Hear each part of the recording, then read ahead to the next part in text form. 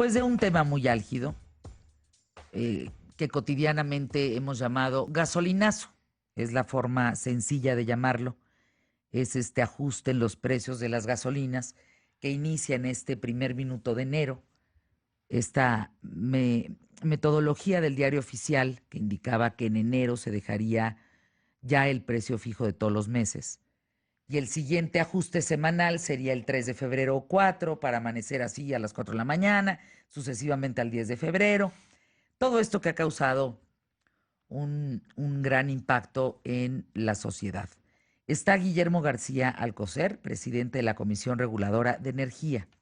Lo que a mí me gustaría, Guillermo, es que nos expliques eh, el precio de los combustibles y entender si va a subir y va a ser en todos lados, si el norte es más barato que el sur, eh, si se va a uniformar o no. O sea, entender, cuando estamos hablando de gasolinazo, entenderlo. No nada más entenderlo en el sentido de lo que te va a costar al bolsillo, que eso es lo importante, porque si no, pues cómo camina el coche. Pero sí entender y estar muy informados de si en todos lados va a ser igual, si va a ir en función del dólar, si la magna va a ser fija, si la otra... ¿Qué onda con este tema?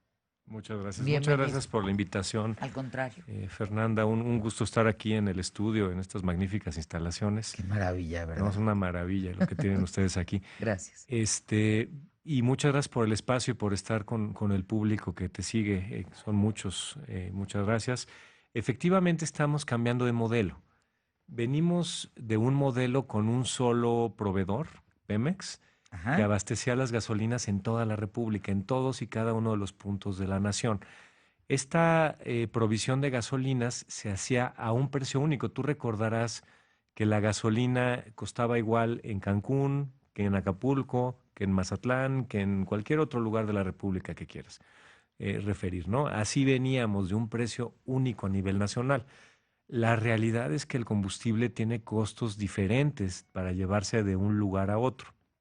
El precio de un producto como la gasolina, para que lo pueda yo comentar, viene de primero comprar el producto, ¿no? El producto es como el oro, como el acero, como el mango, como cualquier producto que se comercializa. Hay un mercado que generalmente determina cuál es el precio de ese producto. El mercado se determina en el lugar en donde más se produce. En donde más se produce es donde puede haber un mejor precio. En este caso, la referencia internacional del precio de la gasolina se ubica en el Golfo de México, en la parte de Houston. Es ahí donde es el centro refinador más grande que existe a nivel mundial y ahí se establece el precio de referencia. Cualquiera que quiere comprar gasolina va ahí y tiene un precio que responde a todas las refinerías que están compitiendo por tener clientes. Ahí se compra la gasolina, pero la gasolina está en Houston. ¿Cómo le haces para llegar al centro de México? Pues tienes que tomar un barco y ese barco llega al puerto de Tuxpan. En Tuxpan se mete a un ducto. En el ducto llega a Tula, en Hidalgo, y en Hidalgo llega después a un tubo más chiquito a la Ciudad de México, a Azcapotzalco, y de ahí se empieza a distribuir a toda la ciudad. Es como si vieras pues, cuánto te cuesta llevar en taxi a una persona de aquí al centro comercial que está aquí en la esquina o de aquí a la villa. Pues son costos diferentes. La logística cuesta diferente mover el producto o a la gente de un lugar a otro. Y eso yo creo que es muy, muy, muy claro, ¿no? ¿Qué pasaba antes? Pues que Pemex ofrecía un precio único. En algunas regiones cobraba de más, en algunas regiones cobraba de menos, y eso hacía que más o menos quedara a mano Pemex. Cuando se abre la posibilidad de tener otros oferentes, porque además es una posibilidad bien importante, Fernanda, porque nosotros tenemos hoy solo un camino para llegar a cada lugar. Como nada más teníamos una empresa, nada más había una forma de llegar a la Ciudad de México, nada más había una forma para llegar a Acapulco, nada más había una forma para llegar a Guadalajara. Si por algo hay un problema, una tormenta, por ejemplo, en el puerto de Tuxpan, nos quedamos sin gasolina en la Ciudad de México por un efecto meteorológico menor, una tormenta tropical, no digas un huracán, una tormenta que impide que los barcos lleguen a descargar, no hay posibilidad de abastecer esta ciudad. Entonces, al tener solo un suministrador, solo un camino, solo una forma de llegar, somos muy vulnerables ante un hecho meteorológico, un hecho operativo o una afectación a una instalación. Entonces, Que nunca ha pasado, pasa constantemente. De hecho, pero no, digamos que no es frecuente, por decirlo, la escasez de gasolina en la Ciudad de México o en Guadalajara o en Tamaulipas o en Chihuahua. lo vemos, Fuera del gasolinazo, no estoy hablando en la historia de en la cargar gasolina. historia es una infraestructura muy frágil la que tiene Pemex en el sentido de abastecimiento. Por darte un dato, la Ciudad de México debe tener 2 días de autonomía. Quiere decir que si en 2 días no llega gasolina nueva, no tiene suministro. Y de hecho, pues, no sé, el público ha visto que hay letreros en las gasolineras de hoy no hay Premium o hoy no hay Magna o hay cierto nivel de desabasto. Pemex hace una gran labor con la infraestructura que tiene y hay un constante movimiento de pipas por todo el largo y ancho del país moviendo el producto. Lo vimos a final de año, lo vimos antes de que acabara 2016, una tormenta tropical ligera impidió usar el puerto de Tuxpan. Ahí hay unas boyas que son unos elementos que están en el mar y que conectan el barco con el puerto para poder meter la gasolina a territorio nacional. Y esa tormenta logró o causó que tuviéramos desabasto en San Luis. ¿Te acuerdas que había unas colas hacia final de No, año? bueno, como si nos acordamos, San Luis, Michoacán, todo el Bajío Ese es un y problema, todo hacia Michoacán, o sea, es una locura. ese es un problema de suministro, un O sea, ¿no era por problema. un aumento No, próximo? todavía no teníamos, digamos, todavía no se determinaba cuál iba a ser el precio. Si te acuerdas, el precio que determinó la Secretaría de Hacienda en el decreto que mencionabas fue el 27 de diciembre. Aquí estamos hablando de los primeros días de diciembre, más o menos mediados, cuando se da este problema de abasto. Viene un problema con un tubo en Salamanca y lo mismo, se cierra el tubo y deja de haber el abasto que normalmente vemos en las ciudades. ¿Pero por qué es todo esto? Pues porque tenemos solo una empresa, solo una ruta, solo una forma de llegar. En cualquier otro país de Centroamérica, Sudamérica o de América del Norte, si hay un problema con un oferente, con un suministrador, pues hay otros 10 o hay otros 20 y siempre tienes la posibilidad de llegar. Entonces, el precio, y regreso otra vez a la construcción del precio. El precio es precio en Houston más el costo de la logística, cuánto cuesta llegar a cada lugar, más el tipo de cambio, porque el precio se establece en dólares, entonces hay que convertirlo a pesos. Esto es la forma de desglosar, por decir así, Así se desglosa el el precio. precio de la gasolina. Vamos a una pausa, regresamos con Guillermo García Alcocer, presidente de la Comisión Reguladora de Energía, en un tema que nos va a dar para mucho. Tendremos evidentemente que hacer otro programa contigo, porque aquí la idea es cómo se desglosa, van a entrar otros puntos de distribución, Así otras es. empresas competitivamente con Pemex. Eh, ¿Cómo vamos a saber el precio? Yo recuerdo que, por ejemplo, en productos a nivel internacional, Ujú. alimentos, hay un green market, así se llama un green market. Ese green market te dice a cuánto está la urea, la tonelada de urea hoy en el mundo. Tal cual. ¿Estamos? Y punto. Y uno, ya si le robas, pues entonces ya le subes el precio. ¿Estamos de acuerdo? Pero hay un green market que te indica a cuánto está la tonelada de urea en el mundo. ¿Eso es lo que tú estás queriendo decir en el precio de Es la gasolina? correcto. Es el precio de un mercado muy líquido, un mercado que hay muchos oferentes de productores de gasolina. En los granos, por ejemplo, un poco como el ejemplo que tú mencionas, ¿no? Pues los mercados se concentran en Chicago porque es ahí donde llegaban las mercancías, Es el famoso llegaba green market. la carne de puerco, llegaba pues, el jitomate, todos los productos que se tienen en el mercado agrícola se manejan en mercados que tienen muchos oferentes y ahí se determina el precio. Y luego a partir de ese lugar, tú tomas el precio de compra ahí y luego el costo del transporte, subirlo a un barco, a un tren, a una pipa. Y luego llega, esto es importante, pongamos esa tonelada de urea. Ujú. Luego llega a manos del dueño quien compró esa urea. Y luego él va a distribuir entre los campesinos esa urea y es probable que al campesino le cueste más que en el green market. Y le cuesta por la Y le logística, cuesta por todo este tema, por... pero entendiendo que si el dueño de esa tonelada de urea para meterlo al campo mexicano quiere por demanda y por oferta subirle más de la cuenta, pues se lo va a subir porque eso es lo que él lo quiere dar. Esa es la parte que sí tenemos que entender muy bien. Ujú. A veces ese campesino va a tener que pagar esa tonelada de urea más cara en un lugar que en otro, pues porque le tocó uno que la almacenó y entonces ahora la quiere vender más cara. Pero en un elemento importante que hay que incorporar, que aquí la idea es que haya competencia y que si ese vendedor de urea sube el precio, siempre va a haber otro o pudiera haber otro que dijera, oye, es que el precio que le estás vendiendo a esos campesinos, pues me sale vendérselos más barato, tener un margen razonable y competir. Esa es la competencia. Acabas de tocar el punto toral de todo esto. Es eso. El problema sería que si tú necesitas, lo voy a traspolar en el tema de la urea, si tú Ujú. necesitas 11 millones de toneladas de urea para el campo mexicano y solamente distribuyen 6 millones, solamente existen 6 millones, ese déficit, esos 5 millones que nos Ujú. faltan, va a encarecer los 6 millones que existen en México. Pero Entonces no hay eso, competencia. pero genera el incentivo a que alguien traiga urea y compita y abastezca ese Mientras mercado. esos que traen los 6 Sí. millones lo permitan. E- e- Ese es el meollo del asunto. Y ese es el tema. Hoy estamos con un Ese proveedor es el meollo. único que ofrece condiciones no satisfactorias, que ofrece precios y logísticas no eficientes. Por decirte, darte un dato, la gasolina que llega a Baja California llega de Houston, entra a Veracruz, cruza por un ducto hasta Oaxaca, luego se sube a un barco. Órale. Tiene una paseada esa gasolina que obviamente cuesta. Si pudieras tener un tren o un ducto que conectara Baja California con alguna región de Texas donde haya refinerías o Arizona, pues bajaría muchísimo el costo.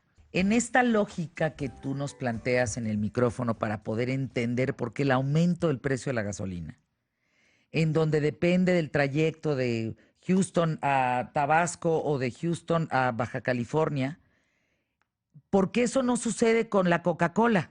¿Por qué eso no sucede con la leche? ¿Por qué eso no sucede con cualquier otro producto que tiene el mismo precio, no importando la distribución y la distancia? Es como si tú midieras el precio de la Coca-Cola a partir de Atlanta, ¿no? Que ahí se produce y entonces, Claro. pues si llega a Tabasco me va a costar más, si llega a la Ciudad de México Tú estás menos. platicando de empresas integradas nacionalmente. O sea, Ujú. Coca-Cola es una sola empresa y las que estás refiriendo son empresas como Pemex. Pemex era lo que hacía. De alguna manera metía todos los precios en un mismo costo y distribuía los costos en términos de todos los consumidores. Entonces, llegar a una isla, se lo cobraba a la gente que se lo vendía en la Ciudad de México con un pequeño sobrecosto. Cuando tú quieres abrir un mercado y quieres múltiples operadores, no van a poder llegar múltiples operadores del tamaño de Pemex. De hecho, no hay nadie en el mundo que atienda a un país siendo una única empresa petrolera. Todas las empresas petroleras en el mundo tienen competencia y tienen varias operando regionalmente y algunas compitiendo casi hasta nivel nacional. Pero el tema es, tú tienes que de alguna manera transparentar cuáles son los costos de llevar a cada lugar. Porque llegaba una empresa, imagínate una empresa tratando de competir en Cozumel o en una isla cualquiera, ¿no? Pues esa isla tiene un costo de llevar en barco, luego en barcaza y luego una distribución en pipa pequeña al final. El tema es que si esa empresa que quería competir la Pemex veía un precio fijo nacional bajo, porque obviamente ese precio no iba a reflejar los costos de ese punto en específico, pues no iba a entrar. Y de hecho te doy un dato, las importaciones se abrieron a privados desde abril del año pasado. Sabes que hubo la entrega y solicitud de más de 400 permisos de importación que pidieron 233 empresas. 233 empresas quieren entrar a distribuir y a competirle a Pemex. ¿Sabes cuántos Ninguna del litros? tamaño. Ninguna del tamaño. Muchas muy, muy grandes, pero obviamente la presencia que tiene Pemex por más de 70 años en el territorio nacional y además nuestro territorio pues es del tamaño prácticamente de Europa, ¿no? Es un territorio gigantesco que tenemos en México. Eh, entonces, estas 233 empresas quieren importar, no se ha importado un litro de gasolina por parte de los privados. ¿Sabes por qué no se ha importado un solo litro? Porque los precios que estábamos reflejando eran precios artificiales. Y eso lo puedes notar también en las ventas de coches. Los coches que más estaban vendiendo ya en México eran coches muy grandes, de 6 cilindros, de eficiencias no muy considerables, ¿no? Las famosas camionetas estas familiares de 3 asientos. Mucho de la venta de coches en el país se daba así. Y eso pasaba en los 70 en Estados Unidos. ¿Te acuerdas los cochesotes estos que tenían 6 cilindros, 7, 8 cilindros? Cuando viene la crisis petrolera de los 70 en Estados Unidos y el precio empieza a subir, la gente empieza a hacer un uso racional de los coches y es cuando nacen los coches de 4 cilindros. Ahora lo que nos está diciendo la industria automotriz es que el mercado mexicano va a cambiar. Se van a vender más coches pequeños, más coches híbridos, más coches eléctricos. Estábamos de alguna manera desperdiciando recursos, quemándolos porque no tenían un precio que corresponde a su uso. Guillermo, a ver, hablando de esto, que si se transporta, que si no, que si... El costo, la estructura porcentual Ujú. del precio de la gasolina, magna, Sí, supongamos, correcto. por cada litro consumido, tú divides en porcentajes por qué te costó eso Claro, en un litro. así es. El 43% Impuestos. es una referencia de precio Ah, internacional. perfecto, sí. ¿Estamos? Sí, El 26 son los IEPS, el impuesto el impuesto especial. especial de la producción y servicios. Sí, 14% es el margen comercial y los costos de transporte. Y el 17% es el IVA más otros conceptos. correcto. Palabras más, palabras menos. Es correcto. En base a lo que tú nos estás explicando, para poder entender esto, nos estamos refiriendo a un 14%. La referencia tampoco estaba bien reflejada. Desde el mes de agosto, o sea, son dos cosas que se incrementaron en enero. La logística, que Ese no está, es el 14%, 14%, el transporte, pero tampoco el precio internacional, que es el 40% que mencionaste al 43%. principio. ¿Y IEPS por qué? El IEPS es un impuesto que se establece a las Además gasolinas. del IVA. Se establece el impuesto especial, eso es algo que pasa en todos los países, y es un impuesto que grava los productos que son contaminantes. Como sistema impositivo te conviene tener impuestos sobre lo que contamina por el daño que genera el uso de estos vehículos. Pero el tema de referencia es bien importante, porque en el mes de agosto, por ley, el precio llegó a un tope. El Congreso estableció una banda que decía el precio no puede crecer más de 3% el año pasado. Los precios internacionales del petróleo crecieron, el tipo de cambio, lo hemos visto también, se depreció la moneda y el precio de la gasolina se mantuvo constante prácticamente desde agosto a diciembre. Y ese precio de referencia que refieres se quedó atrasado. Eran más o menos 5 pesos por litro que se estaban considerando cuando en realidad costaba ya 8. Y entonces más o menos 2 pesos, casi 3, que no estaban siendo reconocidos tanto por logística que ya mencioné como por referencia internacional. De repente se congeló el precio. En todo este embrollo, para irnos una pausa y regresar contigo, Guillermo García Alcocer, presidente de la Comisión Reguladora de Energía. Eh, Tú estás sentado en la postura de presidente de la Comisión Reguladora de Energía. Es correcto. Sin embargo, los ciudadanos, usuarios de vehículos, tenemos los pelos parados de punta y estamos muy molestos por el tema del gasolinazo. Eso es una cuestión que sí, pues que se tiene que ver, porque pues ni modo de no verla, ¿no? Claro. No verla es como los changuitos de Mao. No hablo, no oigo, no veo. Y eso es negar una circunstancia que no es percepción, es una realidad que está allá afuera. Desde tu trinchera, ¿por qué crees que estamos tan molestos? Mira, es ¿Por, natural que, por que qué haya una crees? molestia Por, y creo que es claro. y tú no estás molesto? Bueno, yo creo que tendríamos que estar molestos de tener un modelo tan obsoleto y tan malo en términos energéticos donde estamos moviendo productos por pipa.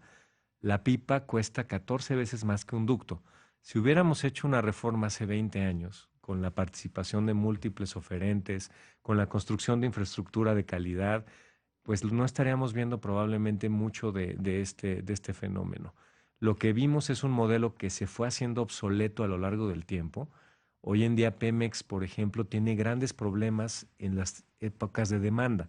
Tú recordarás, digo, yo tengo esa costumbre cuando voy a un centro vacacional el fin de semana o en Semana Santa, cargo el primer día, porque trata de cargar el último día de las vacaciones y te dicen, ya no hay gasolina de tal o cual tipo y tienes que andar buscando en las distintas gasolineras.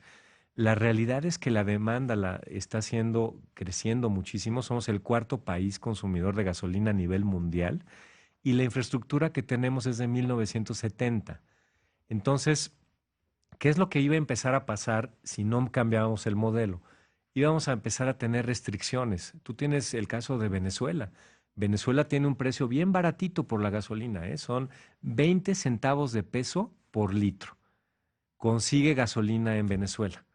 No hay manera de conseguir gasolina en Venezuela. Están las gasolineras, está cerrado, está totalmente. Entonces el modelo nos estaba llevando a una situación en la que Pemex ya no iba a poder abastecerte, en la que íbamos a empezar a tener recortes de suministro, en lo que ya íbamos a tener que estarnos hablando con la familia de, oye, ya encontré gasolina en tal región de la ciudad, vente rápido porque se está acabando. Eso, hacia eso íbamos y hacia eso estábamos. Vamos a una pausa, regresamos contigo. Sin embargo, a nivel internacional, en otros países del mundo que no cuentan con Pemex, de todas maneras, el precio de esa gasolina no es tan cara como la que hoy se está vendiendo en Te México. doy el dato de Cuba. A ver, Ayer, 22 pesos el litro de Magna en Cuba. Y ¿nos, todos los nos vamos a países, comparar con Cuba? nos vamos a comparar con quien tú quieras, pero el tema de todos los países de la OECD, todos los países americanos, Uruguay, más o menos 30 pesos el litro de Magna. Todos los precios a nivel internacional están, de hecho México está en el rango bajo de precios aún después del incremento de enero. Ahora, el impuesto, este famoso IEPS que te estoy diciendo, Sí. no es, al contrario de lo que me estás diciendo, no es eh, un obstáculo para la competitividad. El impuesto es neutral, es independiente del precio. O sea, tu precio, si todos los competidores y todos los consumidores tenemos que pagar un impuesto, no hay, digamos, alternativa y eso hace que sea neutral, eso decimos los economistas. El impuesto, no desinhibe la competencia. Lo que te puedo decir en términos de impuestos es que cualquier país de la OECD tiene un impuesto mayor al nuestro. El estado de California, que es muy característico por su política responsable en materia ambiental, tiene un impuesto mayor al nuestro. El estado de Texas tiene un impuesto menor, eso sí es cierto, pero en general, dentro de los países OCDE, que sabes que son los países pues más avanzados, tenemos el impuesto más bajo después del estado de Texas. En unos cuantos minutos, porque no quiere decir que acabándose el tiempo, ahorita viene Norma Rábago, que también tenemos cita con él, con ella, que con mucho gusto estaremos en un momento más, que me preguntan aquí al aire. Eh, a ver, Guillermo, no es necesario la percepción y la realidad para muchos de nosotros, Ujú. dentro de la información que tenemos en función de la gasolina, de Pemex y de la historia en Sí. sí, es que no es necesario importar gasolina. Mira, yo lo que te diría, tenemos 6 refinerías en el país, 6 refinerías que no están operando a plena capacidad, pero aún operando a plena capacidad, podrían abastecer más o menos la mitad de la gasolina que consumimos en el país. ¿Por qué no se pensó en hacer más refinerías en su momento? Hubo algunos proyectos para hacer refinerías en el pasado, pero siempre son proyectos muy costosos. Una refinería, para que tengas una idea, debe estarte costando unos 200,000 millones de pesos. Son 10,000 millones de dólares, más o menos. Y en la medida en que tienes otras necesidades, otras atenciones, esta es una cantidad de dinero, yo no la puedo dimensionar más que con pues es 2 o 3 veces el programa de asistencia social más grande que tenemos, ¿no? El Progresa. Entonces, Sin embargo, yo ahí te es diría, me gigantesco. parece que si hubiéramos construido ductos hace 20 años, hubiéramos mantenido El sano a Pemex, problema, pero tuvimos rateros dentro de Pemex. yo creo que hay una legítima inquietud en términos del combate a la Y corrupción. Yo no, creo que el combate se va a dar y ya hay unas buenas instituciones. Nosotros internamente tenemos políticas muy fuertes de que todas nuestras decisiones son públicas, todo se transmite por internet. no nos podemos reunir más que en la oficina con una grabadora con Sí, empresarios. pero Romero de Champs. Ese es un tema que tiene que ser resuelto en otras instancias, ¿no? Nosotros no tenemos esa facultad, pero lo que sí te quiero decir es que ningún país del mundo le exigía a su empresa estatal abastecer un territorio tan grande como el que tenemos nosotros. No había presupuesto que alcanzara a hacer todas las inversiones que se requerían en México. Y eso no ocurrió en ningún lugar. Statoil en Noruega tiene una empresa estatal y hay múltiples empresas privadas que están compitiendo con Statoil. Petrobras, múltiples empresas también locales, privadas, gigantes, pequeñas, medianas, que compiten con Petrobras. Ecopetrol en Colombia, lo mismo, empresas que están compitiendo y que están complementando a la empresa estatal. En México nos quedamos con un modelo donde le exigíamos a Pemex que lo hiciera todo, que lo hiciera solo y que si él no podía entrar o ella, nadie más podía hacerlo. Entonces tenemos una subinversión muy fuerte, coincido con lo que dices, ¿no? Guillermo García Alcocer regresa al programa, pero me quedo con una otra ocupación. Hay generaciones y generaciones de familias mexicanas que dependen de Pemex. Es el abuelo, el papá, el hijo, generaciones enteras de trabajadores extraordinarios que todos pensamos en el gasolinazo, lo cual por supuesto que debe de ser. Claro. Pero mi pregunta desde el periodismo de vida es, ¿esos trabajadores qué futuro tienen?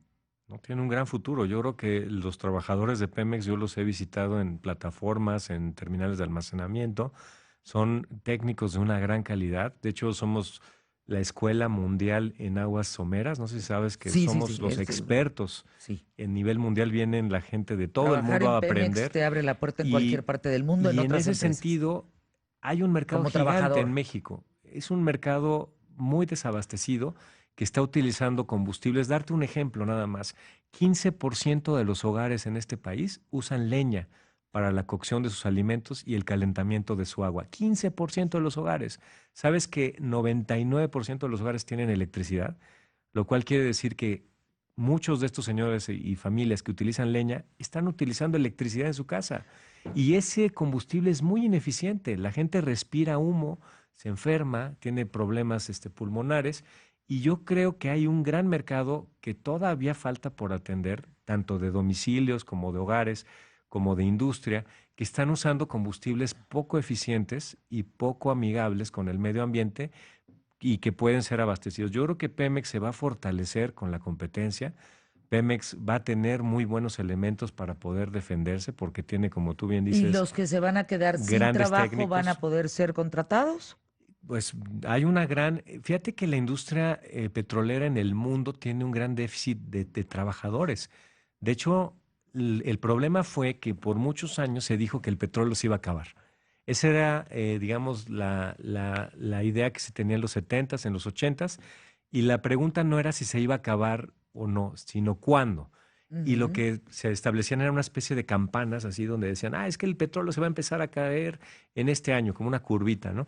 Y entonces resulta que cambia la tecnología y tenemos petróleo ahora para más de 150 años, pero la gente dejó de capacitarse en petróleo. Y tú ves las generaciones cómo se están moviendo. Ahora ya tenemos escuelas de ingenieros petroleros y todos llena de gente, pero hubo muchas generaciones de gente que hoy tienes entre 40 y tantos y 60 que no estudiaron ingeniería petrolera, que no estudiaron ingeniería química y que necesitamos cerrar esa brecha de conocimiento y de gente, ¿no? Pues regresa Guillermo, Con mucho Guillermo gusto. García Alcocer regresa. Eh, Gran parte del problema que se vive hoy en México es que no hay quien dé respuestas. Y respuestas eh, no acomodadas al criterio de quien contesta, Claro. sino al criterio generalizado de lo que implica esas preguntas. Eh, ya no nos doran la píldora muy fácilmente y necesitamos poder ser escuchados. Correcto. El que estés aquí me da mucho gusto, por lo menos nos acerca a esta posibilidad de poder dialogar, que eso es maravilloso, Guillermo. Regresa. Con mucho gusto. Si yo te enseño la respuesta que hay en redes sociales, me dirías, ¿es en serio, Fer? Sí. ¿Y por qué? Porque nos importa, porque nos duele, Claro. porque nos pega, porque hay cosas que no entendemos como el IEPS, hay cosas que no entendemos en los aumentos, hay cosas que los trabajadores, hay cosas que no lo entendemos. Gracias por estar aquí y regresa pronto, me lo Con prometes. mucho gusto estamos aquí, con mucho gusto y tratando de comunicar, creo que es muy Llévate el ejemplo importante. de la Coca-Cola. Con mucho gusto. Bueno, ¿no? Está bueno, está bueno.